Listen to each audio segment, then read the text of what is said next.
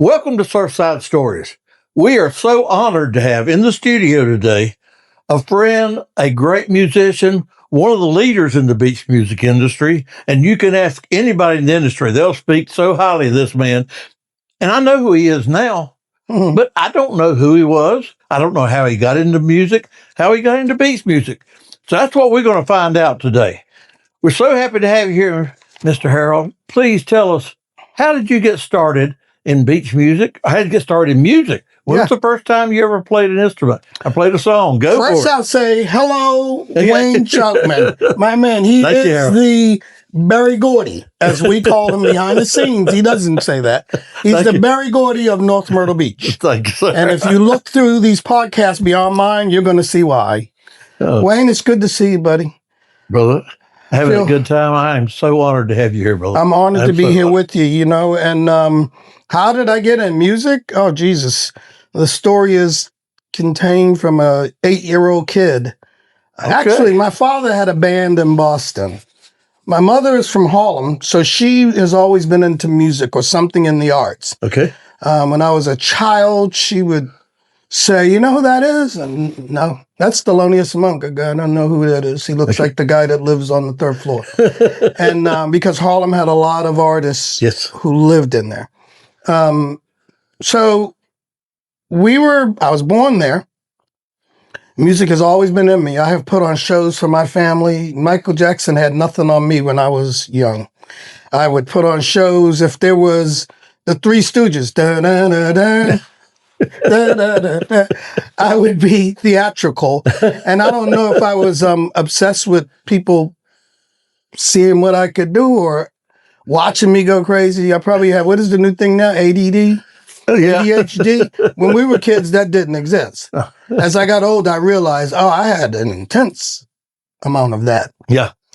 So after wanting this thing to come out of me, you normally, when you are in the arts and you're a musician, you will find those who are like you. They are usually in detention from doing this. Yeah. And the teacher going, "Stop tapping." It starts there, and then it goes into, "Oh, your mom bought you a guitar? Oh, you have an organ? Oh, you have some." So at 8 years of age, we moved to Boston when we were young, like under 5. Okay. Which was a great blessing. From Harlem to Boston was in the house of stuff. Quite a difference, wasn't it? Culturally unbelievable. Yeah. And so at the age of 8, my mother knew that I had some sort of music thing. And she said, what instrument would you play if you had one? I had never touched anything yet. I was in love with Al Hurt because he had Hadn't thought of that name in years. And I thought, every time that came on, I put on a show too. So I thought, well, that's the instrument I connected to, because guitar were the Beatles and they were more rhythmic and nobody was trashing except for Hendrix, which I didn't appreciate till decades later. So at 8 years of age, I wake up and there's a trumpet on my dresser. I'm in love with it, and I love Fats, and I'm listening to everybody and I'm emulating. And then I realize that thing will bust your top lip. So your first instrument then was a wind instrument. Very first instrument was a trumpet. I'll give you the list of it. Okay. Because I'll shorten it to get to other things. But I had the trumpet, saxophone. My sister's got a guitar. It was a Tisco, which was from Sears and Roebuck. Yes, I remember. Had 9 switches and all this stuff on there. They didn't know about tuning it or anything. Well, because my ear, I loved barbershop quartet. So I knew how to tune it to at least majors, and then I'd have to figure minors or stuff like that. And so nobody could play the guitar but me, that one. Yeah. And that became my first real instrument. So the saxophone I stopped because I went to school one day and some guy stole my sax, which my father went to his house. We found out who he was and we got it back. But then this is just crazy growing up. Yeah. So the guitar became my first instrument. My father had a band. He had, I can't remember his name. He was my first guitar teacher. And he came and he said, first of all, you're not tuning this right. We got to do this. We got to do that. And he started showing me structures and chord inversions and started teaching me about basic theory and stuff like that. So he was a guitarist. He was an incredible guitar player. Okay. Chet Atkins level of figuring from here to here. Oh, wow. Yeah, I sometimes call when you see those people and you see them online and they'll play guitar and they're like,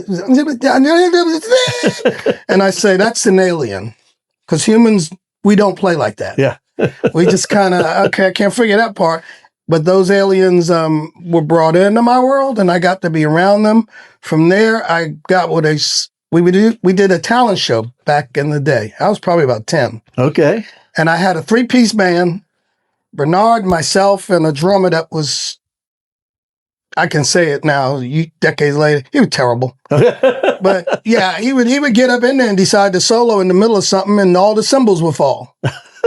And so if you can visualize this, we're at the boys club and we do a song, the band, and then these singers came out, 5 of them, kids maybe a couple years younger than us. Wow, wow, wow. Harmony. Oh my God. Everything about it. The outfits, what are they doing with outfits? And choreography, what are they doing? Where are they learning this? And so they won first, we won second. And they came to us and said, listen, our mothers would love to talk to you about us becoming this thing. Oh, okay. I'm doing guitar now. And so we do, and we go to Revere Beach. For those of you who know Boston or New England, you know where Revere Beach is. We go out to Revere Beach and we're almost living there. You know, during the summer, we're there. During the week, we're at school. And then on the weekends, we're there. And they're doing everything from, you need to move and you need to, I mean, you know, they're like you. They're Berry Gordying us. And we're listening. And from there, they outfitted the bands. The band we had these big, huge collars with all this. So we were young, 10, 11 years old. Well, that was the Soul Descendants. On the other side of that, there's a band that's in Boston that has older guys playing guitar and stuff. And they are unbelievable. And they're called the Energetics. Okay. So their guitar player gets older and let me get back. That's right, So the Soul Descendants are in Boston and I'm in my early years of playing. And they have a thing in Boston called Summer Thing, where the city would take, like we have out on the gravel a lot, same type stage. Yeah. They'd have the PA all set up and they'd had a U-Haul truck, which had all the audio stuff in there. And they'd run cables and hook it up and they go everywhere. So they started hiring us to do the summer things. And we're young. We're 10, 11 years old. And the crowds are growing and word's getting out. These young kids are incredible. And so we're doing these fields where there's 5,000, 10,000 people. I don't even know what we were getting paid, but obviously somebody was doing somebody was. Well, it came up that we had a show coming up at the Bradford Theater, Bradford Hotel, the function room, big, huge room. Soul Descendants they booked, and the Energetics they've booked. So they've got a show. Okay. I mean, a real show. And we're young kids looking like how you guys saw the Band of Oz and the Embers back in the early days where they're hopping around and they're doing their thing and they're doing their thing. And so we do that show and it's monstrous. I mean, every word is out. You got to get one of these bands or both of them. They'll reciprocate through tickets what you need. Yeah. And the not Soul Descendants, that's my band. Yeah. The Energetics came to me and said, and the Energetics had records out. Oh, okay. Roscoe Gorham is the glue of everything you hear come out of Boston, from New Edition to New Kids on the Block. All of that came through Boston and the same people we were connected with. And so we're out there and we're going, and the Energetics say, hey, our guitar player, Leo, is a really bad alcoholic and we don't want to keep him. And I'm thinking, I can't play like Leo.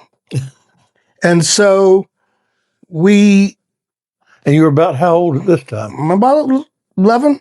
11, okay. Yeah. And so those initial music lessons were the thing. Plus I played in the orchestra. at Oh, school, which okay. was mind-blowing because we had Irving Schein, who I later found out was a monumental figure in music for Boston. If you ever want to know who he is, Google Irving Schein, German name, Boston, Massachusetts. It's unbelievable. Okay. Well, we look him up later. Okay. Yeah, we got to work underneath him, and that's probably where I learned how to have a bad attitude when you're creating and building musicians. By the time my Marine Corps years came up, it was nothing. Between that and my mother, I didn't have a problem with them hollering at me. Oh, okay. So anyway, we do. So they said we need a guitar player. I said, well, I'd love to, but I don't think I can handle you guys. And they're traveling from Boston and London, Connecticut, and Canada, and I mean, they've got a big, huge source feed to them through Roscoe Gorham. They had serious road trips then. Serious road trips. I remember us being 14. I'm jumping ahead, but I can remember us being like 13, 14 in a van with Billy, our road manager, driving, and there's nothing but snow around us. Now, we're in a 15-passenger van, but there's no heat in those days in the rear. Yeah. So all the heat went to the front. And if you can listen, we were in Canada and for 2 weeks, New Year's Eve and Christmas. It was 14 below zero. And that's called paying your dues. Wow, that is. Yeah, but I didn't know that the energetics at that time, and this is 1972, maybe one. Yeah. Maybe they are the largest gifted paying band in Boston as far as a young group goes. They were getting $5,000 a week, and I had no idea because I'd get like $110 and be happy as heck. But anyway, let's go beyond them. So I'm in the energetics, and I'm actually playing keyboards. I have piano lessons at the EU World. It's a building downtown Boston on Boylston Street.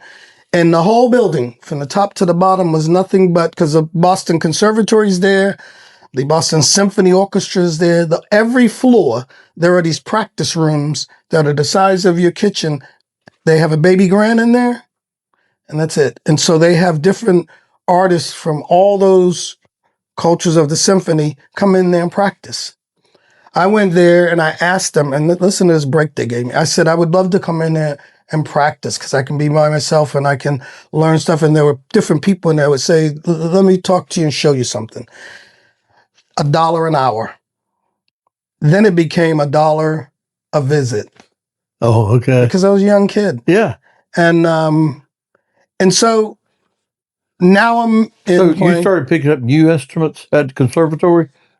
Piano. Or expanded your piano. But as most musicians know, if you can do this, you probably can do this. Yeah. And if you can do this, you probably can do a little bit of this. Okay. We all have something in us that gene of music that says, I and this happens too. You go to get with a band when you're young, and I say, Wayne, what kind of guitar you got?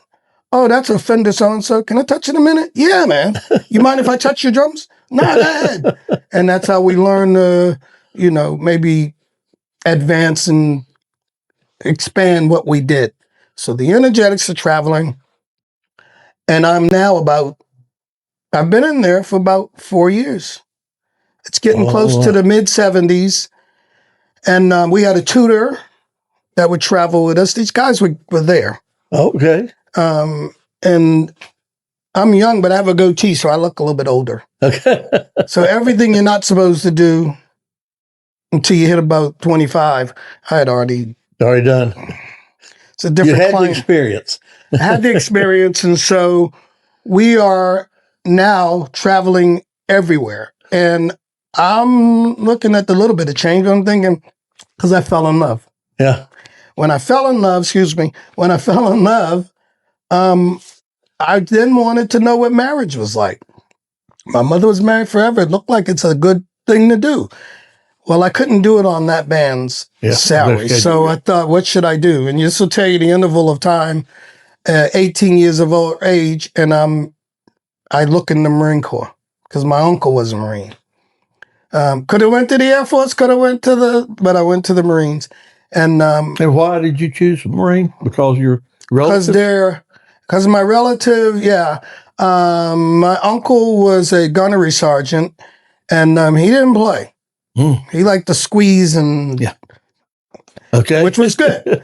But yeah, I just wanted to be in the Marines because of the challenge, and I just thought it was a good way to go. And my grandmother at the time, Granny, I knew she would be proud.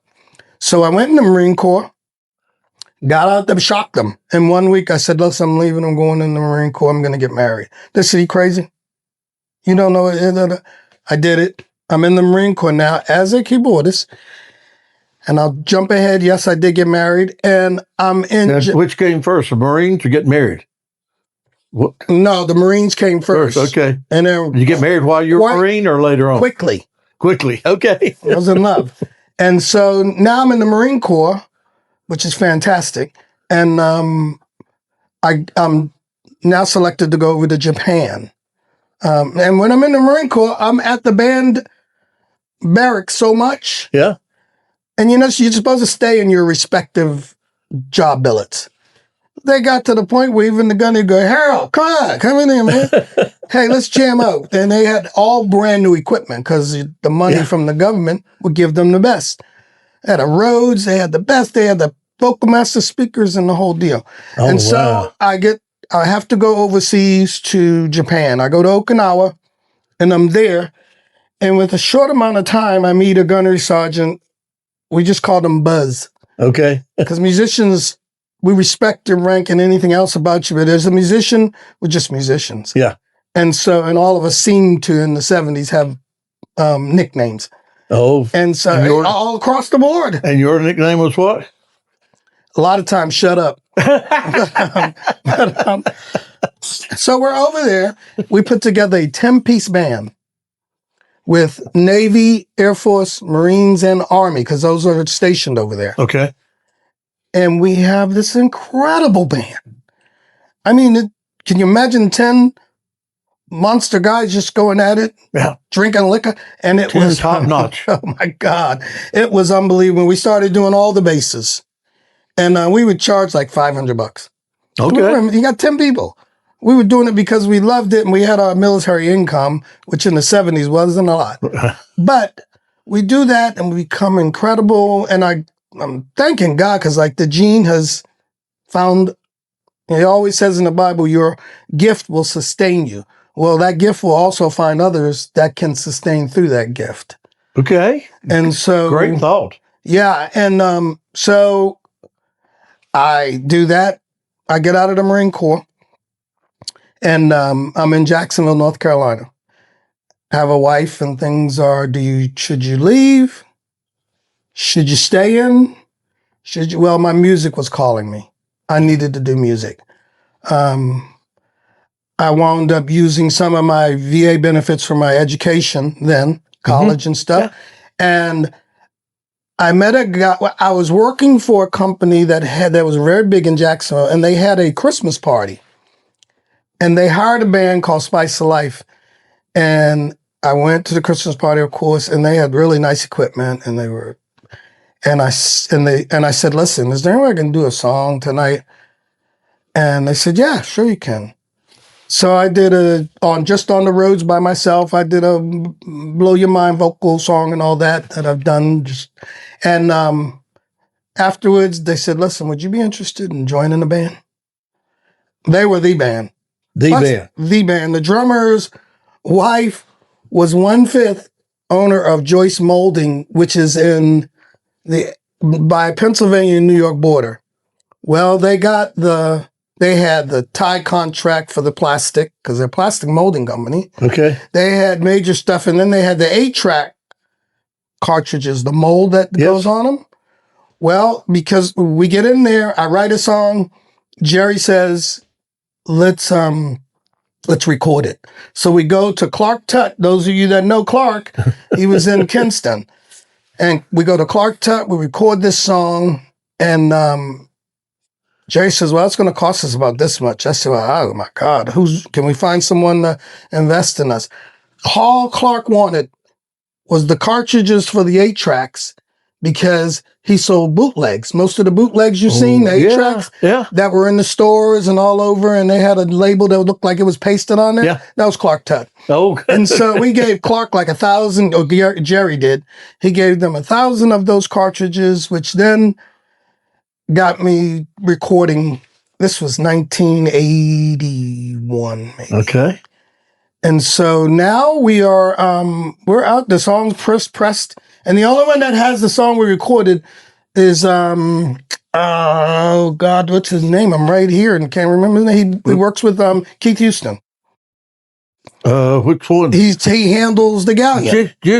Julian Fowler. Julian is the only one that has a copy of that 45 we pressed out. And so, which I'm getting ready to re-release, and I'm redoing it. We'll look forward to that. Yeah, and so we released it, but it came out the same time as the Breeze Band's CD, which you all know how damaging that was for all of us that wanted to put something out. That CD was so good. It's the best, still the best. And so we put that out, and then I'm changing bands, rock and roll showing up. We wound up with a band in Atlantic Beach, and they want to do like this. They want to do, Time Warner is just getting into pay-per-view by way of locals. Okay. They've never done a band before. Yeah. So they come to us. We're doing a house band in Atlantic Beach, and they said, listen, can we come in on Monday? We'll do all of the lighting. We'll do all this stuff because you all are the first band. We'll tie your system over because we need to learn how to. Yeah. And we'll put together a TV show, and we'll call it Only at Night, and it'll broadcast on Thursdays. Give them enough time to edit and edit it all together. And so we did it for about probably 2 years, and it got to be bigger. That's where I met Stevie Levy. Really? Okay. Yeah, Stevie Levy is one of my oldest and best friends. I still call him my little brother. When he called me, I go, "Well, you want little brother?" Stevie had a lot of friends. He was loved by everybody. Yes, he was. Good man. Me speaking his name. See, I told you I wouldn't let him forget you. So we're there, and I'm thinking bigger. I wanna do something else. I wanna get out of there. I wanna do something. And so I started to think, what should I put together? I've put together first a 4-piece band, the Four Nights. Okay. And that band became 7 pieces. Okay, let's ask a question. When you put together a 4-piece band, what 4 instruments do you want to be there? I was kicking, as we call it in the music industry. I was kicking bass, keys, and I had a monster guitar player, a drummer, and my sax man. Okay, good. And we were pretty good hot. mix. Yeah, and so we were just doing, when I got here, and I even heard, I don't want to jump the gun. Anyway, we're you go whatever direction you want to. We're on time, bro. Okay, and so I put that together, and we started doing the Wilmington market. I was strategically putting it together. That's where I met 94.9. Which one, Ted Bell or? No. This is what happens when you get older. Anyway, Jim Quick. Oh, no. So I meet Jim in Wilmington, and we've got this place cornered down, and it's so packed with everybody that's affluent in Wilmington, and we become the band. And so I added a trombone player, and then the sax player, Dave, started getting sick. So I added another musician. And things started growing from there. I met Jeff Minges, Minges Bottling, and he became a sponsor for the band. And he became a sponsor by way of he invested into everything. New truck, new logo. When I first got here, people were wondering, who's this Pepsi guy that showed up? Oh. And so we're here, we're there, and things are going. And the Stargell family, Willie Stargell. Remember Willie? Yes. Massive baseball player out of Pittsburgh. Yes, I remember Willie well. Willie was getting older, and his wife came to me and said at one of the events we were doing, listen, we'd love to have you all do Willie's birthday party on the yacht. Have you done one of those? Can you fit on there? We say, oh, we're fine. And so we did it, and this guy comes out. He gets out of this really nice SUV, and I'm like, who's that old guy? And my trombone player, who's versed in everything, he's such knowledgeable, he said, that's Willie. I said, is he that old? He was just breaking down. Yeah. His body was gone. He had liver. And when that starts, your blood, your skin, everything is shrunk up to. So he comes on, we do the thing. And from there, we started. When he passed away, they came to me and said, listen, can you do the Stargill Foundation's event? Which we did every year. Honor. That's an honor. Big honor. And so it's a fundraiser. We do that. And because of Willie, every massive name you can think of in the sports industry is there. They're there. And so because of the link with Pepsi, I'm contacted by the governor's office, and I'm doing her son's event. And then I'm doing specialty stuff that East Coast, who I was with, they're not even, that's a private event. Yeah. And so things start rolling. I'll jump ahead. The Four Nights Band kind of dissolves, and it's almost done. And I get a call from Eric Stevenson, because I've got my stuff where it's Facebook is able to see me.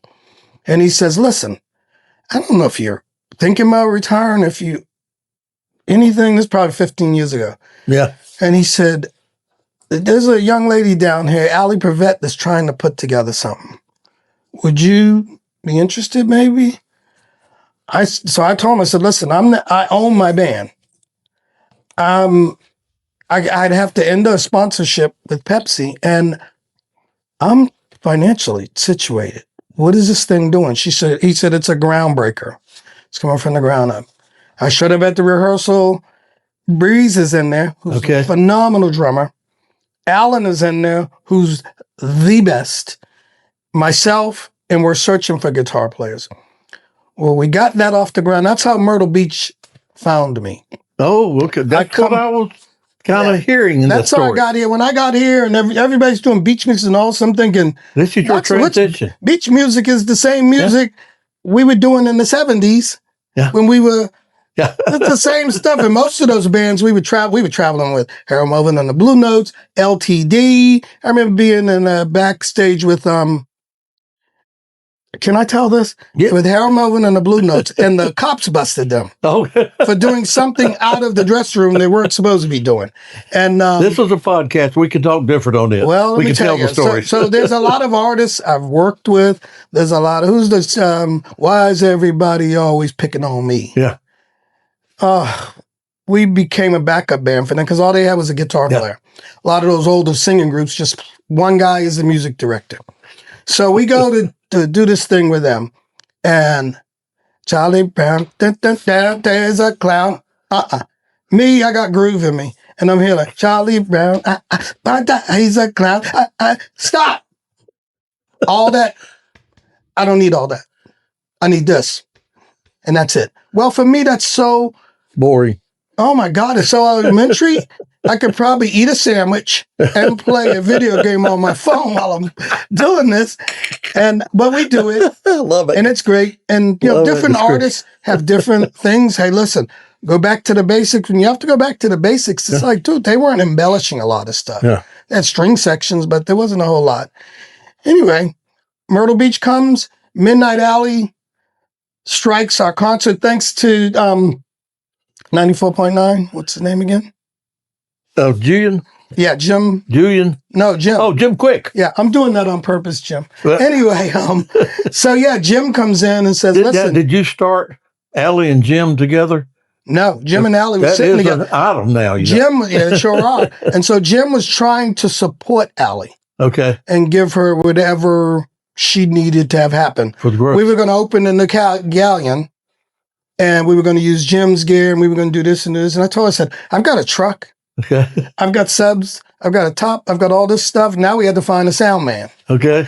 Anyway, we become self-supporting. And from there, it just, the investors start coming. They want to see the band grow. Okay. New equipment comes, new PA, all that. And Allie's all over the place. Now, how long did you stay in that band? I think Midnight Alley was about 4 years. And where did you transition from there? Well, when Midnight Alley was ready to dissolve, and we won't go into why, she knows, and I know, the net. And so it's ready to dissolve. We talked about it. And Gary has always come to some of the, there's always musicians on the side of the stage like this, wondering what's going on and how are you pulling this off and who's the. So for me, being a band leader, it's always been from my head to presentation to technical to all that. Yeah. So that's what makes you so outstanding, being a leader in the industry. And that's so much respected in the beach music world. But go ahead, yeah. Yeah, that's a big hat. Yep. If you decide to wear it, you better be able to know where the plug goes, how the key gets in there, what fluids and everything. Okay. So, and thank God for all the years of experience I had, I knew it. So, not to toot a horn, but tooting. And so we just telling the truth, brother. Telling the truth. So we're at our last gig with Midnight Alley, just about, and Gary comes out and he says, "Listen, our keyboard player is sick, and we could use somebody like you." And I thought, okay, you got horns, you got a big band, you got this and that, which is nothing new to me. Yeah. So, okay, I said, let's do it. And so he gives me his stuff, his information and all that. And then he and I speak of something because I was doing ministry also. In between things, I was a music minister in Jacksonville and ordained to it. Okay, did not know that. Yeah, so that was in there when people say, what do you do when you're not doing music? I don't know. I'm always doing music.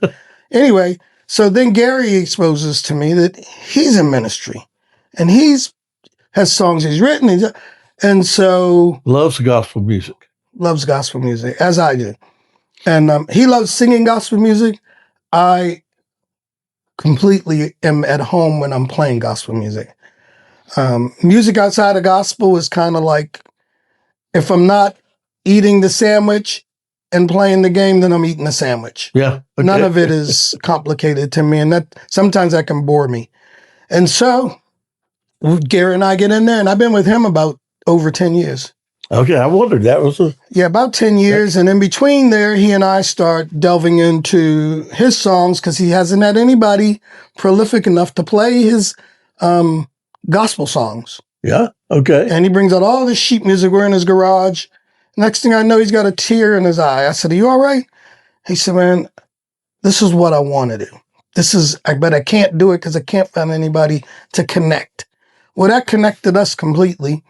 And I hope I'm not jumping too far ahead. That's a great connection. But yeah, it's a great connection. And so we actually do ministry to this day. I just left him at a church. Okay. We just did in Jacksonville called Restoration. Yeah. And excuse me. So we've been together for about 10 years. We recorded songs. I've recorded songs. I've written songs. I've had songs that everybody gravitated to, which was great. Some of the songs I wrote, nobody knew for Allie. Okay. But Doretha Johnson is a particular. She doesn't like every song. Okay. I'm actually writing a song for her right now. Okay. So she wants to chart again. And though Jim could easily write a song for her, I know her like you had 4 or 5 years together. Really, there again, as the band leader. Yeah. You learned her, you watched her grow. I was her musical director pretty much. So when she came and she said, I want to do this Whitney Houston song, I go, I know you can sing the song, but we need to create excitement. So we create incredible segues or in the middle, do something flashy so that the audience will go, oh. But so yeah, I'm gonna write something for her. I actually have some stuff in framework right now. But I know what to bring to Allie and what won't work. So I've got to talk with her. Allie, call me. And our time's about running out. Tell me your greatest joy that you've had in the beach music world. Greatest joy? Yeah. What is your favorite song, your favorite show, your favorite people to work with? I love working with people that are completely professional. Clint, Bob, high level. Yeah. If you can do something in the music industry, but that's all you do, there are musicians and then there are heavy hitters. And I love a heavy hitter that when they are, I'm not going to take too much time because you had another end of answer on there. And I just love when it's sophisticated. That's me. I'll get in there. If it's musicians that are still trying to get somewhere. I always say when I join a band, I'm not a music teacher. So don't come in here and You're a to be music taught. leader. Yeah, let's get the ideas. Anyway, the greatest day down here in music was and we didn't win anything this year. We're at the awards show and I had my mom with me. And so, because she's been my best roadie, my best manager, I mean, we piled all the equipment in the back of her. That's a good story. Yeah, and she's the one in the heart, the hey, I've made it because she's sitting right there was that moment. And never forget it. And she just is now, she's just getting to the point where I got to go to Baltimore and come back and make sure she's okay. Listen, I have thoroughly enjoyed. Probably ran my mouth too much. No, that's what we're looking for. We want to know who you were. Here I am. And we heard things that I guarantee that very few people know the story of your life. I have to say, you can ask Wayne. He knows. Okay. It's been awesome. You'll be seeing this coming out in a very few days now. Great. Thank you so much for taking the time to be here. Thank you, Wayne. And for all you folks out there, it'll be coming out. You'll have it on surfsidestories.com every week. You can go to YouTube, Surfside Stories. You can go to Roku TV, Beat Music Live channel. And now it's available also on Explore NMB on the school app. So lots of places you'll be able to see the app. And if you're just driving and want to hear it, you can do it on Spotify. There you go. So and Wayne, the next time I come over here, get a pillow. Look how short I am. I look like I'm on the floor. I did that on purpose. I know you did. We want you to look relaxed in here, brother. Well, let me do this. Thank you, Wayne. Thanks. We'll see everybody next week. Thank you again. Love you, It's been buddy. a great day, brother. Thank Love you, man.